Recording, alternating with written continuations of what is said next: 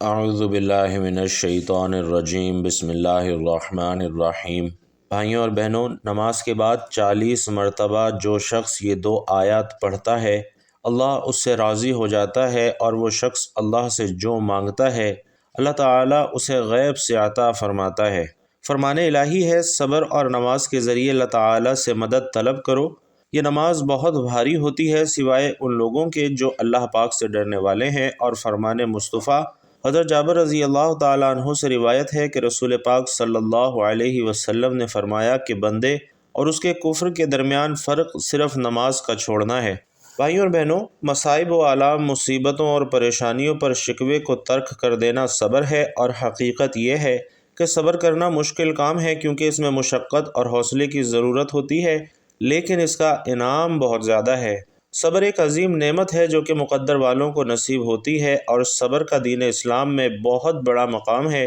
اللہ تعالیٰ کے برگزیدہ بندوں کی منازل میں سے ایک منزل صبر کی بھی ہے۔ اسی طرح صبر کی اہمیت اور افادیت اس بات سے عیاں ہوتی ہے کہ اللہ رب العزت نے اپنے یہاں اس کا بے حساب اجر رکھا ہے۔ اور ناظرین، آج ہم دین سے دوری کی وجہ سے اسلامی تعلیمات کو جانتے ہی نہیں، اور ان تعلیمات کے بارے میں بے یقینی کا شکار ہونے کی وجہ سے اپنا سب کچھ اس دنیا میں پورا کرنا چاہتے ہیں۔ اگر ہم خالق کائنات کے بتائے ہوئے طریقے کے مطابق صبر سے کام لیں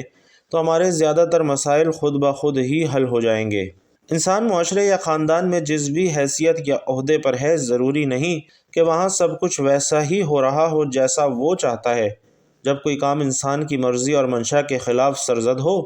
تو یقیناً انسان غصے میں آ جاتا ہے، اور بعض اوقات غصے میں آ کر اس سے ایسی کچھ حرکات بھی سرزد ہو جاتی ہیں جو کہ اس کی شخصیت کو داغدار بنا دیتی ہیں۔ گویا گھر کے ایک عام فرد سے لے کر معاشرے کے ایک اہم رکن ہونے تک ہر شخص کو خلاف معمول امور کا سامنا کرنا پڑتا ہے، مگر کامیاب اس شخص کو ہی گردانا جاتا ہے جس کی پریشانیوں سے دوسرے آگاہ نہیں ہوتے، اور وہ مشکلات کو بھی ہنس کر برداشت کرنا جانتا ہے۔ اور بھائیوں اور بہنوں، ایسا صرف وہی کر سکتا ہے جو کہ صبر کی دولت سے مالا مال ہو، اور اسی لیے خالق کائنات نے فرمایا کہ اے ایمان والو، صبر اور نماز کے ذریعے مجھ سے مدد چاہا کرو، یقیناً اللہ صبر کرنے والوں کے ساتھ ہے۔ ناظرین، آزمائش پر صبر اللہ تعالیٰ کی بشارت کا ذریعہ ہے، اور دنیا میں رہتے ہوئے انسان کو مختلف طرح کی مشکلات کا سامنا بھی کرنا پڑتا ہے۔ اگر ان مشکلات کو اللہ تعالیٰ کی رضا کے لیے برداشت کر لیا جائے تو ایسے صبر والوں کو اجر کی خوشخبری اللہ خود دیتا ہے، جیسا کہ اللہ رب العزت فرماتے ہیں کہ ہم ضرور بالضرور تمہیں آزمائیں گے، کچھ خوف اور بھوک سے، اور کچھ مالوں اور جانوں اور پھلوں کے نقصان سے، اور اے حبیب، آپ ان صبر کرنے والوں کو خوشخبری دے دیں کہ جن پر کوئی مصیبت پڑتی ہے تو کہتے ہیں کہ بے شک ہم بھی اللہ ہی کے ہیں، اور ہم بھی اسی کی طرف پلٹ کر جانے والے ہیں۔ یہی نہیں بلکہ صبر کرنے والوں کی حضور صلی اللہ علیہ وسلم سے حوض کوثر پر ملاقات ہوگی۔ اسی طرح غزوہ حنین کا مال غنیمت تقسیم کرتے ہوئے حضور صلی اللہ علیہ وسلم نے انصار سے مخاطب ہو کر فرمایا کہ ان قریب تم دیکھو گے کہ بہت سے معاملات میں لوگوں کو تم پر ترجیح دی جائے گی، تم اس پر صبر کرنا حتیٰ کہ تم اللہ اور اس کے رسول صلی اللہ علیہ وسلم سے جا ملو، کیونکہ میں حوض پر ہوں گا۔ انصار نے کہا کہ ہم عنقریب صبر کریں گے، اور حضرت عبداللہ بن عمر بن عاص رضی اللہ تعالی عنہ روایت کرتے ہیں کہ حضور نبی کریم صلی اللہ علیہ وسلم نے فرمایا کہ قیامت والے دن جب اللہ تعالیٰ تمام مخلوق کو اکٹھا کرے گا تو پکارنے والا پکارے گا کہ صبر کرنے والے کہاں ہیں؟ فرمایا جائے گا کچھ لوگ اٹھیں گے جو تعداد میں کم ہوں گے، اور وہ جلدی جلدی جنت کی طرف جائیں گے۔ راستے میں انہیں فرشتے ملیں گے جو ان سے پوچھیں گے کہ ہم آپ لوگوں کو دیکھ رہے ہیں کہ آپ جنت کی طرف بڑی تیزی سے بڑھ رہے ہیں، آخر آپ ہیں کون؟ وہ لوگ جواب دیں گے کہ ہم اہل صبر ہیں۔ فرشتے پوچھیں گے کہ آپ نے کس بات پر صبر کیا؟ وہ جواب دیں گے کہ ہم نے اللہ تعالیٰ کی اطاعت پر اور گناہوں سے بچنے پر صبر کیا۔ اس وقت ان سے کہا جائے گا کہ جنت میں داخل ہو جائیں، بے شک صبر کرنے والوں کا یہی اجر ہے۔ اور ناظرین، حضرت عمر رضی اللہ تعالیٰ عنہ فرماتے ہیں کہ ہم نے اپنی زندگی کے بہترین اوقات حالت صبر میں پائے ہیں۔ اسی طرح حضرت انس بن مالک رضی اللہ تعالیٰ عنہ روایت بیان کرتے ہیں کہ نبی کریم صلی اللہ علیہ وسلم ایک عورت کے پاس سے گزرے جو کہ قبر پر رو رہی تھی۔ آپ صلی اللہ علیہ وسلم نے فرمایا کہ اللہ سے ڈرو اور صبر کرو، عورت نے کہا دور ہو جا، تجھے وہ مصیبت نہیں پہنچی جو مجھے پہنچی ہے۔ اس نے آپ صلی اللہ علیہ وسلم کو پہچانا نہیں تھا۔ اس سے کہا گیا تو وہ نبی کریم صلی اللہ علیہ وسلم کے پاس آئی اور عرض کیا کہ میں نے آپ صلی اللہ علیہ وسلم کو پہچانا نہ تھا۔ تو آپ صلی اللہ علیہ وسلم نے فرمایا کہ صبر ابتدائے صدمہ کے وقت ہی ہوتا ہے۔ اسی طرح حضرت ابو سعید رضی اللہ تعالیٰ عنہ روایت کرتے ہیں کہ انصار کی ایک جماعت نے رسول اللہ صلی اللہ علیہ وسلم سے کچھ مانگا اور آپ صلی اللہ علیہ وسلم نے انہیں دے دیا، یہاں تک کہ جو کچھ تھا آپ صلی اللہ علیہ وسلم کے پاس وہ ختم ہو گیا۔ تو آپ صلی اللہ علیہ وسلم نے فرمایا کہ میرے پاس جو کچھ بھی مال ہوگا میں تم سے بچا نہیں رکھوں گا، اور جو شخص سوال سے بچنا چاہے تو اللہ اسے بچا لیتا ہے، جو شخص بے پرواہی چاہے تو اسے اللہ تعالیٰ بے پرواہ بنا دے گا، اور جو شخص صبر کرے گا اللہ تعالیٰ اسے صبر عطا کرے گا، اور کسی شخص کو صبر سے بہتر اور کشادہ تر نعمت نہیں ملی۔ اسی طرح ناظرین، حضرت انس بن مالک رضی اللہ تعالیٰ عنہ کہتے ہیں کہ میں نے آپ صلی اللہ علیہ وسلم کو فرماتے ہوئے سنا کہ اللہ تعالیٰ فرماتا ہے کہ جب میں اپنے بندے کو اس کی دو محبوب چیزیں یعنی دو آنکھوں کی وجہ سے آزمائش میں مبتلا کرتا ہوں اور وہ صبر کرتا ہے تو میں اس کے عوض اسے جنت عطا کرتا ہوں۔ بھائیوں اور بہنوں، یہ دنیا دارالامتحان ہے اور یہاں قدم قدم پر آزمائشیں ہیں، اور ان آزمائشوں کے ساتھ ایک مومن کو زندگی گزارنی ہے، جیسا کہ فرمان مصطفیٰ صلی اللہ علیہ وسلم ہے کہ دنیا قید خانہ ہے مومن کے لیے اور جنت ہے کافر کے لیے۔ تو جب زبان رسالت سے ہی یہ بات معلوم ہو گئی کہ یہ دنیا مومن کے حق میں قید خانہ یعنی تکلیف کی جگہ ہے، تو ایک مومن کو تکلیف کا سامنا کرنا پڑے گا اور اسے ایسے موقع پر صبر کا دامن بھی تھامنا ہوگا۔ مومن کو پہنچنے والی تکلیف کسی بھی قسم کی ہو سکتی ہے، اور اللہ کسی مومن کو مال میں آزمائے گا، کسی کو اولاد میں آزمائے گا، اور کسی کو جسمانی طور پر آزمائے گا۔ یعنی مومن کا سامنا فقر، بے چینی، خوف، بیماری، مشغولیت اور ناکامی وغیرہ سے ہو سکتا ہے، لیکن مومن ان مصائب اور مشکلات سے ہرگز نہیں گھبراتا، نہ وہ جزا فضا کرتا ہے، نہ بے صبری کا مظاہرہ کر کے مایوسی اور غلط راہ روی کا شکار ہوتا ہے، بلکہ صبر کا پہاڑ بن کر بڑی سے بڑی مصیبت کا مقابلہ کرتا ہے۔ بھائیوں اور بہنوں، آج آپ کے سامنے ہمت اور حوصلے کی سچی داستانیں اور مصیبت سے چھٹکارا پانے والے باکمال کرداروں کو بیان کرنا چاہتا ہوں، جہاں سے مصیبت زدہ لوگوں کو انشاءاللہ بھرپور حوصلہ ملے گا اور ان حوصلہ مندوں کی طرح مصائب کو دور کرنے کی کوشش کریں گے۔ اس سے پہلے کہ آپ کے سامنے میں مصیبت سے نجات پانے والے سچے کرداروں کو بیان کروں، پہلے یہ جان لیں کہ مصیبت تقدیر کا حصہ ہے اور ہماری عقیدے میں اچھی بری تقدیر پر ایمان لانا فرض ہے۔ پریشانی اللہ کی طرف سے آتی ہے اور وہی اسے دور کر سکتا ہے، لہٰذا مصیبت کے وقت ہم اللہ کی طرف رجوع کریں گے اور اسی سے مدد مانگیں گے۔ کسی پر پریشانی کا مطلب یہ نہیں کہ وہ واقعی برا آدمی ہے، بلکہ اللہ کسی کو پریشانی میں مبتلا کر کے اس کے ساتھ بہتری کا معاملہ کرتا ہے، اور نبی کریم صلی اللہ علیہ وسلم کا فرمان ہے کہ اللہ تعالیٰ جس کے ساتھ خیر اور برکت کا ارادہ کرتا ہے اسے مصائب اور آلام میں مبتلا کر دیتا ہے۔ اس لیے جس کسی مسلمان کے ساتھ آزمائش ہو تو اس کو خوش ہونا چاہیے کہ اللہ اسے اونچا اٹھا رہا ہے۔ ہمیں یہ بھی معلوم ہوتا ہے کہ کسی مصیبت زدہ کو دیکھ کر بدگمان ہونا، اس کا مذاق اڑانا اور لوگوں میں اس کی مصیبت کا ذکر کر کے اس کی عزت اچھالنا ایک اچھے مسلمان اور ایک اچھے انسان کی علامت نہیں ہے۔ اسی طریقے سے مصیبت کے وقت اول وہلہ میں صبر کرنے والے کے ساتھ رونے دھونے اور شکوہ شکایت کرنے سے پرہیز کرنا چاہیے، جیسا کہ ابو بردہ رضی اللہ تعالیٰ عنہ بیان کرتے ہیں کہ ابو موسیٰ اشعری رضی اللہ تعالیٰ عنہ بیمار پڑے، ایسے کہ ان پر غشی طاری تھی اور ان کا سر ان کی بیوی ام عبداللہ بنت ابی رومہ کے گود میں تھا۔ وہ ایک زور کی چیخ مار کر رونے لگیں۔ ابو موسیٰ رضی اللہ تعالیٰ عنہ اس وقت تو کچھ نہ بول سکے، لیکن جب انہیں ہوش ہوا تو انہوں نے فرمایا کہ میں بھی اس کام سے بیزار ہوں جس سے رسول اللہ صلی اللہ علیہ وسلم نے بیزاری کا اظہار فرمایا۔ رسول اللہ صلی اللہ علیہ وسلم نے کسی غم کے وقت چلا کر رونے والی، سر منڈوانے والی اور گریبان چاک کرنے والی عورتوں سے اپنی بیزاری کا اظہار فرمایا تھا۔ بھائیوں اور بہنوں، اس واقعے سے عبرت حاصل کریں کہ ایک صحابی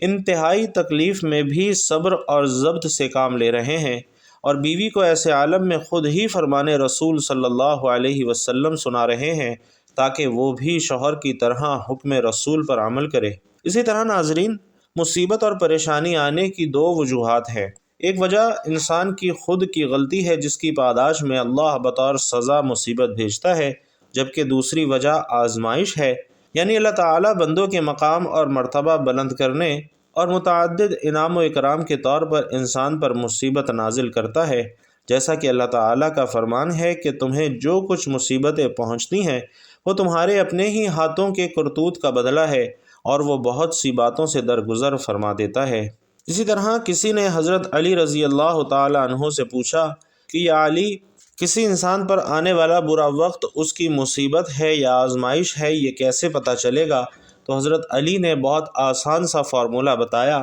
کہ وہ برا وقت جو تمہیں اللہ سے دور کر دے وہ مصیبت ہے، جبکہ وہ برا وقت جو تمہیں اللہ کے اور قریب کر دے وہ آزمائش ہے۔ مصیبت چاہے برے اعمال کے نتیجے میں ہو یا بطور آزمائش ہو، انسان اس حال میں صبر کرتا ہے اور اللہ کی طرف رجوع کر کے اس سے نجات کا سوال کرتا ہے تو اس کے لیے خیر ہی خیر ہے، کیونکہ مومن کو لاحق ہونے والی کسی بھی پریشانی پر صبر کرنے کا بدلہ گناہوں کی مغفرت، درجات کی بلندی اور بلا حساب اجر، حتیٰ کہ صبر کا سب سے بڑا بدلہ جنت کا حصول ہے۔ جب مومن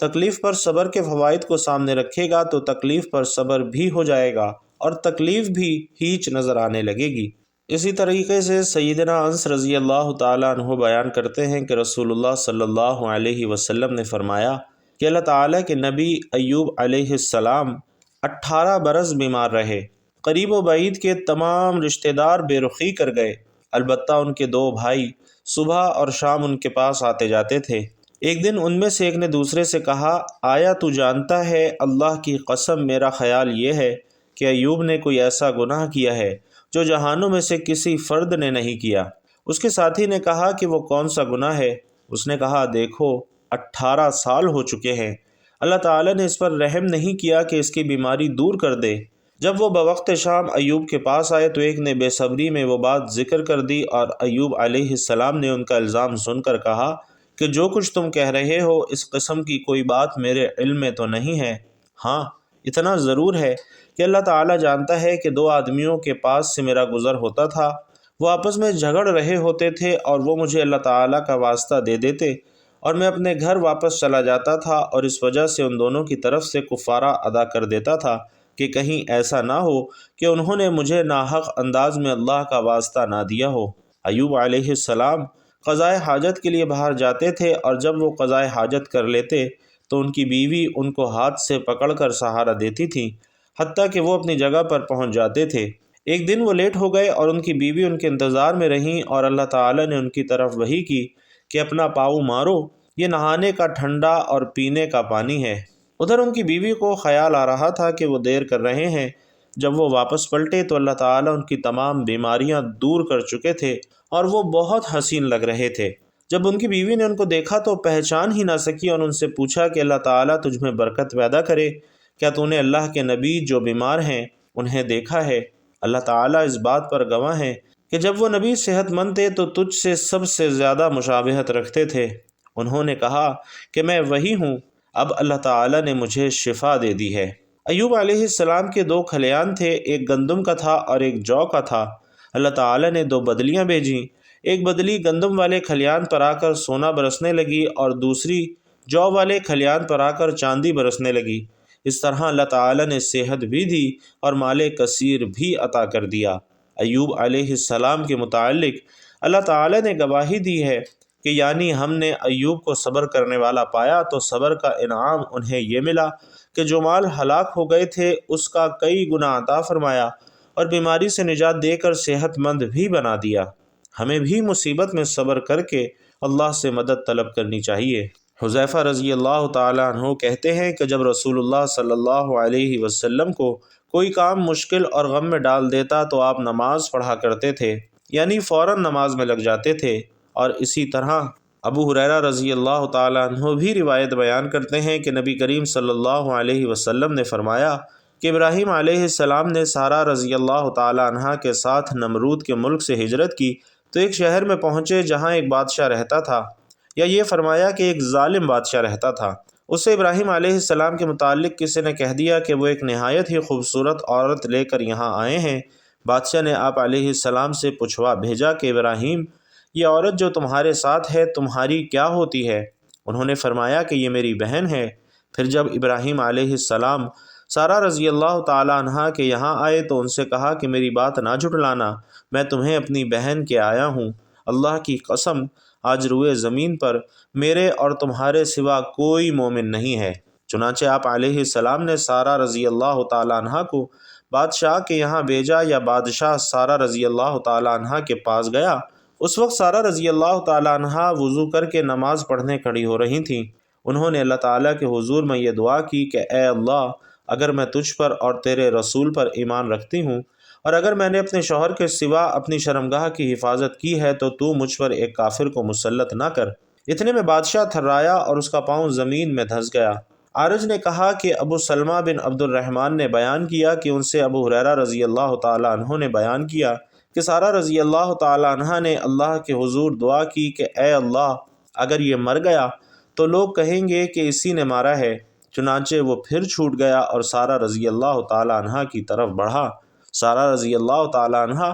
وضو کر کے پھر نماز پڑھنے لگی تھیں اور یہ دعا کرتی جاتی تھیں کہ اے اللہ، اگر میں تجھ پر اور تیرے رسول پر ایمان رکھتی ہوں اور اپنے شوہر کے سوا اور ہر موقع پر میں نے اپنی شرمگاہ کی حفاظت کی ہے تو تو مجھ پر اس کافر کو مسلط نہ کر۔ چنانچہ وہ پھر تھرایا اور اس کے پاؤں زمین میں دھنس گئے۔ سارہ رضی اللہ تعالی عنہ نے پھر وہی دعا کی کہ اے اللہ، اگر یہ مر گیا تو لوگ کہیں گے کہ اسی نے مارا ہے۔ اسی طرح دوسری یا تیسری مرتبہ بھی وہ بادشاہ چھوڑ دیا گیا اور آخر وہ کہنے لگا کہ تم لوگوں نے میرے یہاں ایک شیطان بھیج دیا ہے، اسے ابراہیم کے پاس لے جاؤ اور انہیں ہاجرہ کو بھی دے دو۔ پھر سارہ رضی اللہ تعالی عنہ ابراہیم علیہ السلام کے پاس آئی اور ان سے کہا کہ دیکھتے نہیں کہ اللہ نے کافر کو کس طرح ذلیل کیا اور ساتھ میں ایک لڑکی بھی دلوا دی۔ تو ناظرین، یہ تمام واقعات بیان کرنے کا مقصد یہ تھا کہ صبر کی حالت میں اللہ تعالیٰ سے کیسے مدد مانگنی ہے آپ کو یہ بھی پتہ چل جائے، اور نماز کے بعد جو 40 مرتبہ یہ 2 آیتیں پڑھتا ہے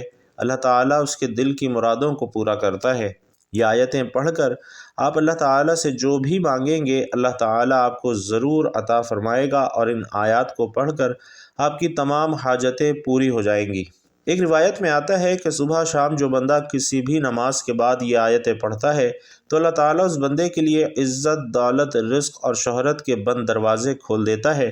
یہ آیت پڑھنے والا عروج پاتا ہے، عزت پاتا ہے،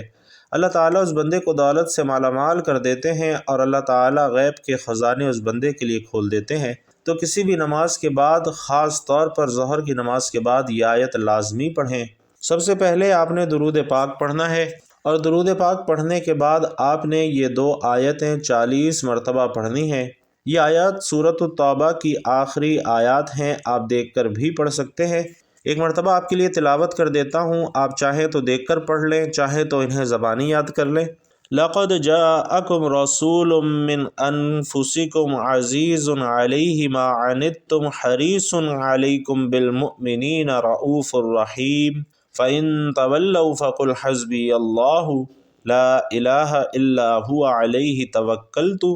وَهُوَ رَبُّ الْعَرْشِ الْعَظِيمِ۔ یہ آیات 40 مرتبہ پڑھنے کے بعد آپ نے 33 مرتبہ استغفر اللہ پڑھنا ہے، اور آخر میں دوبارہ درود پاک پڑھنا ہے۔ اس کے بعد آپ نے اللہ تعالیٰ سے اپنی تمام حاجات کے لیے دعا مانگنی ہے، تمام مسائل کے حل کے لیے دعا مانگنی ہے۔ انشاءاللہ تبارک و تعالی اللہ تعالیٰ آپ کو بہتر نہیں بلکہ بہترین سے نوازے گا۔ اللہ رب العزت سے دعا ہے کہ ہم سب کو نیکی کی بات سننے، سمجھنے اور اس پر عمل کرنے کی طاقت اور توفیق مرحمت فرمائے۔ میرا سنانا اور آپ کا سننا اپنی بارگاہ میں قبول و منظور فرمائے، آمین یا رب العالمین۔ بھائیوں اور بہنوں، آخر میں آپ سے گزارش ہے کہ اگر اللہ کے دین کی یہ باتیں آپ کو اچھی لگی ہوں تو کمنٹ باکس میں ایک مرتبہ صدق دل سے سبحان اللہ ضرور لکھتے جائیے گا۔ اللہ تبارک و تعالی آپ سب کا حامی و ناصر ہو، آمین یا رب العالمین۔